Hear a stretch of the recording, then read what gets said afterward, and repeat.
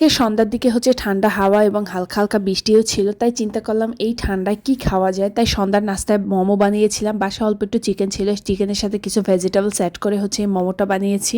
সাথে একটা ফাঁকিবাজি সস ছিল, বাসায় যেহেতু সাদা তেল ছিল না তাই এই ফাঁকিবাজি সসটা বানিয়ে নিয়েছিলাম, একটা চিলি সস, যেটা দিয়ে খেতে কিন্তু একদম খারাপ লাগেনি। আর রাতে করেছিলাম হচ্ছে খিচুড়ি। আমাদের বাসায় বৃষ্টি পড়লেই হচ্ছে খিচুড়ি খাওয়ার হচ্ছে ধুম পড়ে যায়। আর এই খিচুড়ির সাথে ছিল হচ্ছে শসা, লেবু, পেঁয়াজ এবং টমেটো। আর এই খিচুড়ির সাথে আরও একটা জিনিস ছিল, সেটা হচ্ছে মুরগির মাংস। এই মুরগিটা খেতে আমার কাছে ভীষণ ভালো লাগে। এই মুরগিটা হচ্ছে শক্ত শক্ত যে লেয়ার মুরগিটা, আমার কাছে ভীষণ ভীষণ প্রিয়। এবার চলুন একটু খিচুড়িটা খাওয়া শুরু করা যাক। খিচুড়িটা এত বেশি গরম ছিল যে আমি হাত দিয়ে ধরতে পারছিলাম না। আর এর উপরে আমি হচ্ছে গন্ধরাজ লেবু একটু চিপকে নিয়েছি। আর এটা অনেক বেশি গরম ছিল। বৃষ্টির রাতে গরম গরম খিচুড়ি খেতে কার না ভালো লাগে বলেন। আর সাথে ছিল হচ্ছে দেশি রসুন। এই দেশি রসুনগুলো আমার মাংসের সাথে খেতে কিন্তু বেশ ভালো লাগে। আর পেঁয়াজ, কাঁচা লঙ্কা বা হচ্ছে এই শসা দিয়ে হচ্ছে খিচুড়ি খেতে অনেক বেশি ইয়াম্মি লাগে। আজ এ পর্যন্ত সবাই ভালো থাকবেন, সুস্থ থাকবেন। Thanks for watching.